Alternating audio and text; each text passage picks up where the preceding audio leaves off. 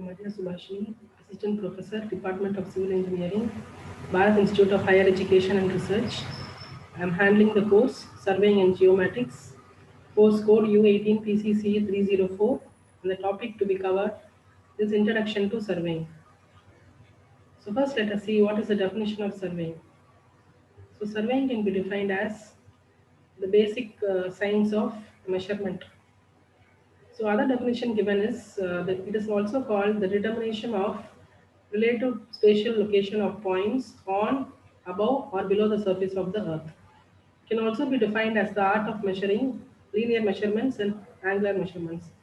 So linear measurements can be horizontal measurements like length, breadth, and vertical measurements like height between objects, and angular measurements will be measurement of vertical angle, horizontal angle using different instruments.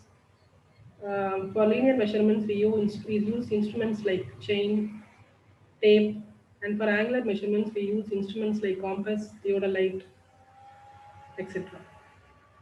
So next, let us see about the objectives of surveying. So the main objective of surveying is to prepare a map or a plan. So the map or a plan will have different applications. And so what does a map or a plan consist of? So what does it contain? So a map or a plan shows the relative positions of different objects or different features on the surface of the earth. The map or the plan is drawn to some suitable scale. So the features of different objects inside a map or a plan will be boundaries of districts, states, and countries also. It also includes details of different engineering features such as buildings, roads, railways, dams, canals, etc. Next, let us see about the uses of surveying. So, surveying has various uses. So, the main use is to use a surveying map or a surveying plan to contain different features like topographical features of hills, valleys, rivers, forests, villages, towns, etc. To prepare a cadastral map which shows the details of boundaries of fields, plots, houses, and other properties. The other use is to prepare an engineering map which shows the position of different engineering works like buildings, roads, railways, dams, canals, subways, etc. The surveying is also used to prepare a contour map to know about the topographical feature of an area and to find the best possible site for construction of a road, laying of a railway line, construction of a bridge, flyover, alignment of reservoirs, construction of canals, etc. Surveying is also used to prepare military map, geological map, archaeological map. It is also used for setting out works and to transfer different points from the map to the ground. Next, let us see about the divisions of surveying. So basically, there are two divisions of surveying: plain surveying and geodetic surveying. So what is plain surveying? So plain surveying is that division of surveying in which the surface of the earth is considered to be plain and the curvature of the earth is ignored. So in this type of plain surveying, a surveying line joining any two stations is considered to be a straight line, and the triangle formed by any 3 points in this type of plane surveying is considered to be a plane triangle, and the angles of the triangle are considered as plane angles. So usually plane surveying is done for smaller areas. So the maximum area which can be covered using plane surveying will be 250 kilometers square. It is helpful in different local and state agencies like irrigation department, railway department, highway department, etc. The next division of surveying is geodetic surveying.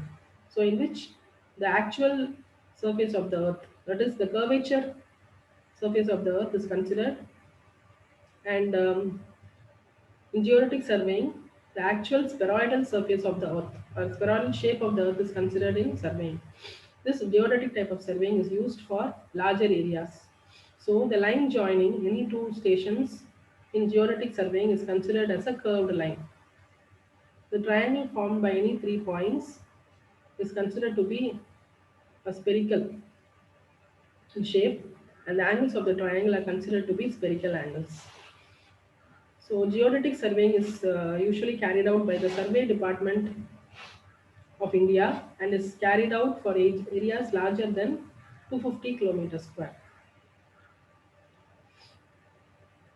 Next, let us see about the fundamental principles of surveying, which every surveyor has to follow while doing surveying. So there are two basic principles. So first principle is to work from pole to part, and the next principle is to locate a new station by using at least two measurements which are known from fixed reference points. So these known measurements can be linear measurements or angular measurements. So first let us see what is the meaning of the principle working from pole to part. So according to this principle, the whole surveyed area is first enclosed by main stations, that is control stations, and main survey lines. Then the area is divided into a number of smaller divisions by forming well-conditioned triangles. So why is this principle used? So the main use of this working from whole to part principle is to eliminate errors. So coming to the second principle, that is to locate a new point from two known reference points using known measurements like linear measurements or angular measurements. So let us consider this diagram. So first diagram, in this C is the unknown point which is to be located from two reference points of known measurements, that is A and B. So from A to locate C, and distance D2 is known, that is the distance AC is equal to D2 is known, and the distance D1, which is BC is equal to D1 is known. So using these two known values, we locate an unknown point called as C. The second method is to locate the point C using a perpendicular distance of D2 and also a perpendicular angle, a right angle of B1C. The third method is to locate the point C from the reference points of known measurements A and B using one known distance, that is BC is equal to D1, and one known angle, that is ABC, that is equal to theta 1. The fourth method of locating the point C is using two known angular measurements, that is angle BAC is equal to theta 2 and angle CBA is equal to theta 1. The last method for locating the point C will be one distance measurement and another one angle measurement from the known reference points A and B. That is, AC is equal to D2 is the known linear measurement, and ABC, that is equal to theta 1, is the known angular measurement. So using these different ways of locating points, we can apply the second principle of surveying and we can locate unknown points. So together, the two principles of surveying will be working from pole to part and location of a new point from older reference points of known measurements. Now let us see about the classification of surveying. So classification of surveying is based on the instruments used, based on the methods of actually doing surveying, based on the purpose of doing surveying, and based on the nature of field.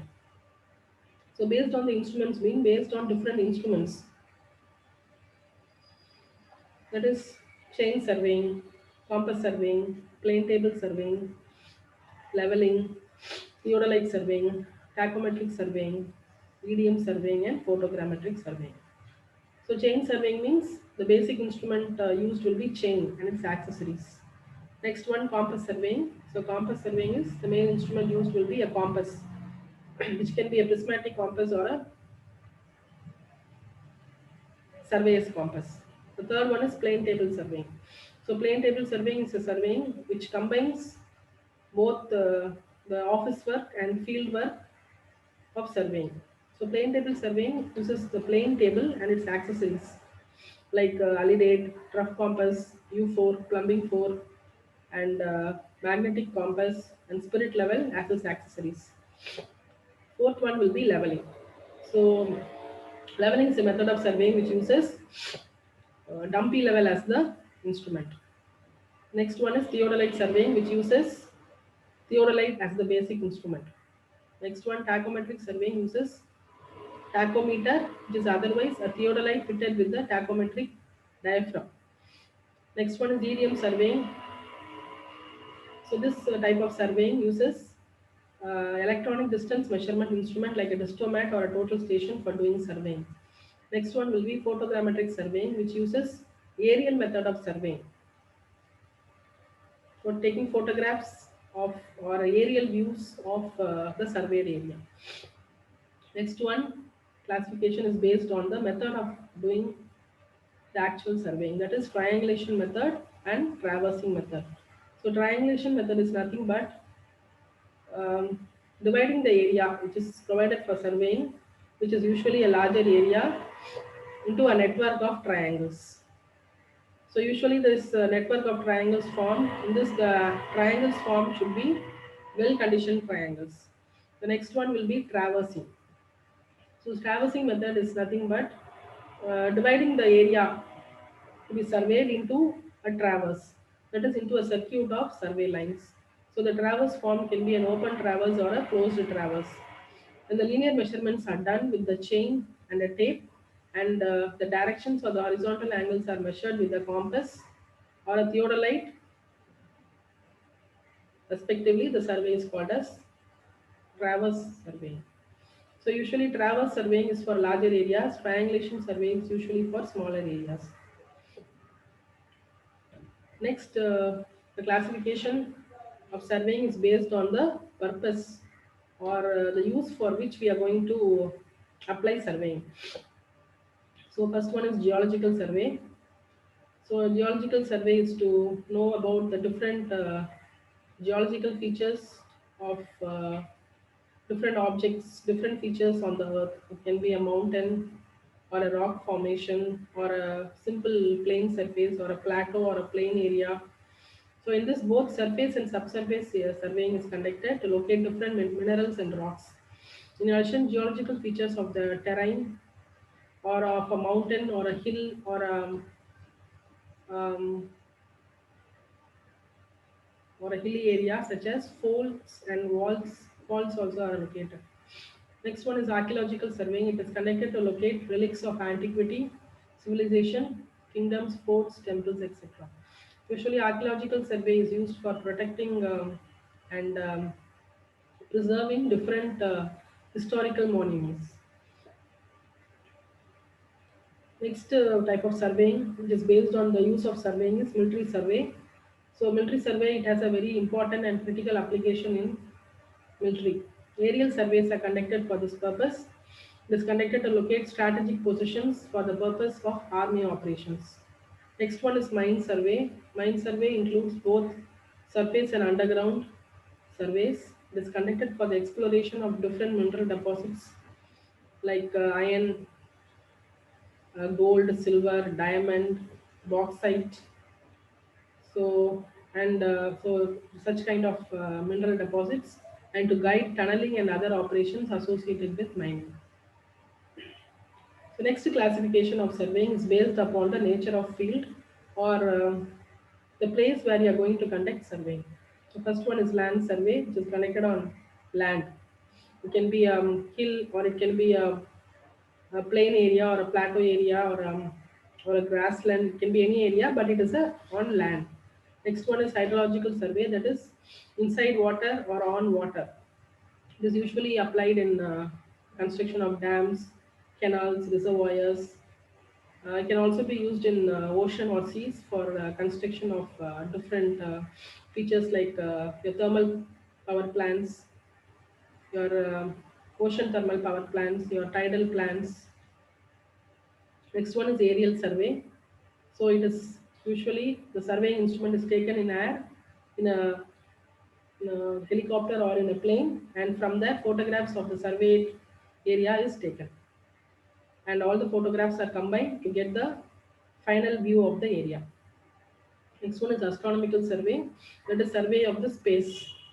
It is used to find out the location of different astronomical features.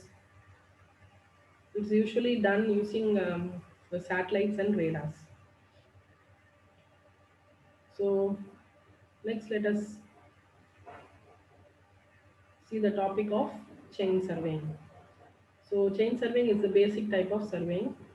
So what is chain surveying? So chain surveying is surveying in which chain is the main instrument used along with its accessories like tape, plumb bob, cross staff, ranging rod, pegs, etc. So let us see what is the principle of chain surveying. So chain surveying's main principle is triangulation. So triangulation is nothing but dividing the given area into a network of triangles. That too well-conditioned triangles. So these well-conditioned triangles should have the angles not less than 30 degree and not more than 120 degree. So usually chain surveying is conducted for smaller areas where it is possible to form well-conditioned triangles. Next, in chain surveying, the area is divided into a network of triangles and sides of triangles are measured directly with a chain or a tape. What are the instruments used in chain surveying? So the main instrument used will be a chain and all others will be an accessory. So chain is the main instrument. So there are different types of chain which can be used: a metric chain, a gunter's chain, a surveyor's chain. So next is a tape, then arrow, ranging rod, pegs, plumb bob. So these are all of the other accessories used in chain surveying. So chain and tape are the main instruments used for measurement. So chain is used for measuring the longer sides of the survey line.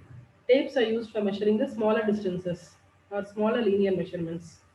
Arrow, ranging rods, and offset rods, pegs are all used for indicating the points, the main survey stations, the main stations, then tie stations. So all these are indicated using arrow, ranging rods, offset rods, and pegs. So plumb bobs are usually used for transferring the points from the um, actual feature to the ground. So now let us see different types of chain. So there are different types of chain like metric chain, gunter's chain, engineer's chain, revenue chain. So what is a metric chain? So metric chain uses the metric unit of measurement. So it consists of a galvanized mild steel wire of 4 mm diameter known as a link. So link is the main important part of any chain. So usually metric chain is available in measurements of 20 meter, 30 meter, 50 meter, and it usually consists of 100 links. So all these links are connected by small rings to one another, and you have a brass handles on either side of the metric chain. Next one is a gunter chain. A gunter chain uses the unit of feet. So at the 66 feet long chain consists of 100 links, each of 0.66 feet, and this chain is suitable for taking lengths in miles. So usually Gunter's chain is used uh, s- for preparation of cadastral maps to know the boundaries, to know the survey lines, for dividing a larger area into small surveying plots. So for that purpose, Gunter's chain is used. An engineer's chain. It is a 100 feet long chain consisting of 100 links, each of 1 feet, known as the engineer's chain. So this chain is usually used to measure the length in feet and area in square yards. Next, the last type of chain is a revenue chain. So revenue chain also uses the measurement of feet. So it is 33 feet long chain consisting of 16 links. This chain is used for distance measurement in feet and inches for smaller areas. So among all these types of chain, so for academic purpose, we mainly use metric chain because the measurement is easily understandable and it is easily applicable. So metric chain is usually used for academic purpose. Next, let us see about a chain. So this photograph shows a chain. So this is a chain. So it is usually made of galvanized mild steel. So as I told you, this is the handle. So we have two handles on either ends of a chain, and this is called as a link. So these links, they almost resemble like a hook which is bent on both sides. So these are all links. So usually a chain contains 100 links. So the length of a chain depends upon what is the distance of this each link. So each link is connected to the other link by rings, by three rings. And these brass features are called as tallies. So they indicate 5 meter, 10 meter, and 15 meter of a chain. So they are usually provided for the ease of measurement. So let us see this one, this diagram. So this is a 20-meter chain, and you can see that this is a link. This is a link. So each link is connected to the other link by the use of three rings, and this one is called as a tally or a tag. So they usually have a 5-meter tally, 10-meter tally, and a 15-meter tally.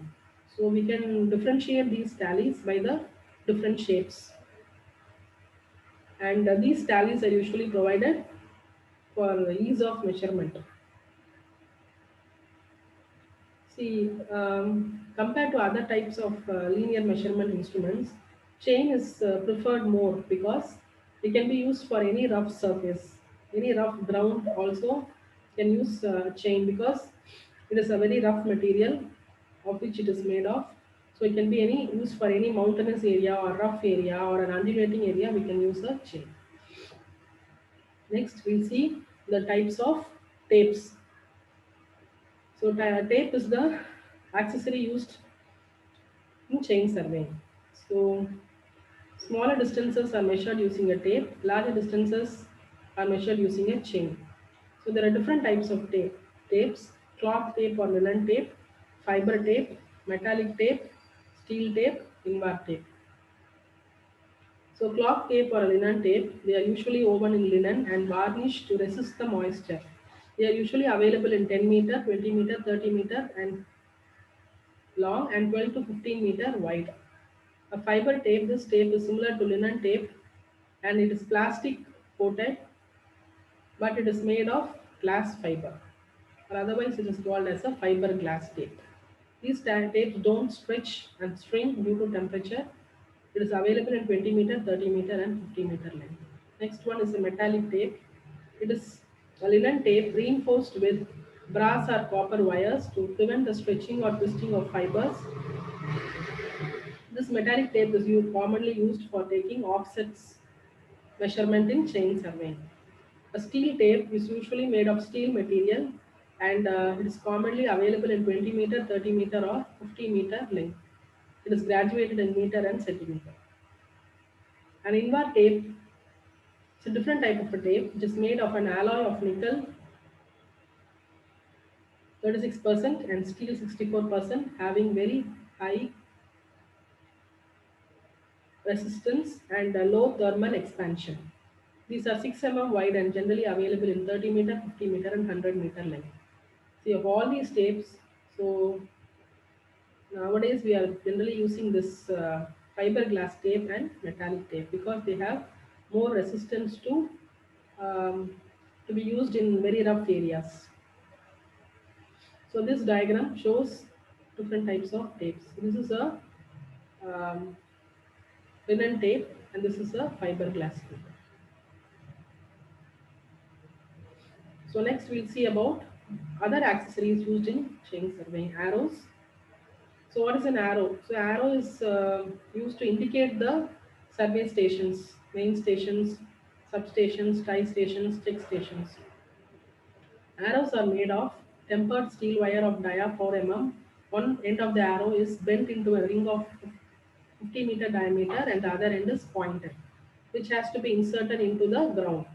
Its overall length is 400 mm. Arrows are used for counting the number of times the chain is used while measuring the chain line and is also used to establish an intermediate station. Ranging rod and offset rod is usually used for fixing the intermediate points on a survey line. So usually a ranging rod is used for indicating the main survey lines in surveying. It is generally 2 to 3 meter in length and is painted in with alternate bands of black and white or red colors, the length of each equalizing 20 centimeter. Just the painting of this ranging rods is done in alternate of black and white or red color or black and yellow color or black and red color or black and white color, just to have a clear view from a very far away area to know that surveying is being conducted in a particular area. Now coming to offset rod is similar to the ranging rod, but instead of a hook, a flag is provided at the top of this offset rod. Next, pegs. So pegs are made of timber or steel and they are used to mark the position of the stations in a chain surveying or terminal points of a survey line. Wooden pegs are 15 centimeter long and driven into the ground with the help of a hammer. Plumb bob. Plumb bob is another accessory used in chain surveying, used to transfer points on the ground. It is also used for fixing the instruments exactly over the station point marked on the ground by checking the center of the instrument whether it coincides with the center of the peg or not. So this diagram shows a ranging rod. So it is usually 2 meter in length and it has a diameter, that is, it is actually a steel plate which is bent into the shape of a rod of the required diameter. So this is an arrow. So one end is bent in the shape of a circle of 50 mm diameter and the other is sharp end which goes inside the ground. It is of a height of 400 mm and it is of diameter 4 mm. Next, let us see about the next important type of surveying, that is compass surveying.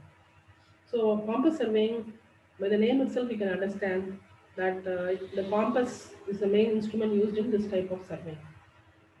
So it can be a prismatic compass or it can be a surveyor's compass. What is the principle of compass surveying? The main principle of compass surveying is traversing. That is dividing the area into a number of connected lines. So what do we do with these connected lines? The magnetic bearing of these connected lines is measured using the prismatic compass in compass surveying. Compass surveying is recommended when the area is large, undulating and covered with many details. So you have various details, not only linear details but also angular details to be measured. So in that case, we use compass surveying for that type of an area. So what we will see, what are the types of compass? There are two types of compass: prismatic compass, surveyor's compass. So this photo shows a prismatic compass. So it is usually in the shape of a circular box, inside which we have the magnetic needle, and this is a graduated circle. We have the eyepiece on one side and the object on the other side. So next one, we'll see the important parts of a prismatic compass. So prismatic compass, so the main part will be this metal box which contains the magnetic needle and the graduated circle. We have the eye vane on one side and the object vane on the other side.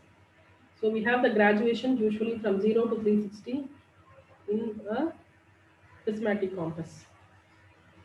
So we have different screws and attachments for focusing the eyepiece and the object vane towards the object and to measure the angle.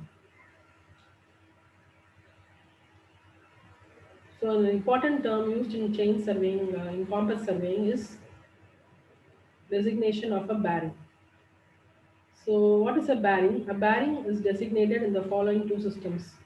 So what is bearing? So bearing is the angle which is going to be measured in compass surveying is called as the bearing. So we have two types of bearing: whole circle bearing and quadrantal bearing. So whole circle bearing is called as simplified as WCB. Quadrantal bearing is simplified as QB. So what is whole circle bearing? The bearing of a line measured with respect to the magnetic meridian in clockwise direction is called as a magnetic bearing, and its value varies from 0 to 360 degree. A quadrantal, which is an important part of the whole circle bearing system, starts from north and it progresses in clockwise direction. So there are four quadrants to be considered in this whole circle bearing system. First quadrant, the angle is from 0 to 90. Then second quadrant, 90 to 180. Third quadrant, 180 to 270. And the last fourth quadrant is from 270 to 360. So next we have this quadrantal bearing system. So in which the bearing of the survey lines are measured with respect to north line or south line, whichever is the nearest to the given survey line, and either in clockwise or anti-clockwise direction. So what is reduced bearing? When the whole circle bearing is converted into quadrantal bearing, it is termed as reduced bearing. Thus, a reduced bearing is similar to the quadrantal bearing. Its value usually lies between 0 to 90 degree, but the quadrant should be mentioned for proper designation. That is whether it is going to be northeast, northwest, southeast or southwest. So that is to be mentioned along with the angle. But the angle will always lie only between 0 to 90 degree. Next, let us see what is forebearing, back bearing. So the bearing of a line measured in the forward direction of the survey line is called as forebearing, or it is called as FB. The bearing of a line measured in direction backward to the direction of progress of survey is called as back bearing or BB. So what is a bearing? As already we have seen, it is the horizontal angle which is measured of a line. It is called as a bearing. So there are three types of bearing: true bearing, magnetic bearing, grid bearing and arbitrary bearing. So the true bearing of a line is the horizontal angle between the true meridian and the survey line. The true bearing is measured in the true north in the clockwise direction. Magnetic bearing, the magnetic bearing of a line is the horizontal angle which the line makes with the magnetic north. Grid bearing, the grid bearing of a line is the horizontal angle which the line makes with the grid meridian. Arbitrary bearing is the bearing of a line which the line makes with the arbitrary meridian. So let us see what is this meridian. So meridian is usually the reference line or direction with respect to which the bearing is measured using a compass. There are mainly three types of meridian: magnetic meridian, true meridian, arbitrary meridian. So the direction shown by a freely suspended needle which is magnetized and balanced properly without any influence from any other factors is called as magnetic meridian. True meridian is the line which passes through the true north and south. The direction of the true meridian at any point can be determined by either observing the bearing of the sun at 12 noon or by sun's shadow. Arbitrary meridian, in case of small works or in places where true meridian or magnetic meridian cannot be determined or cannot be fixed, then an arbitrary or a prominent object is taken as a reference direction called arbitrary meridian. Thank you.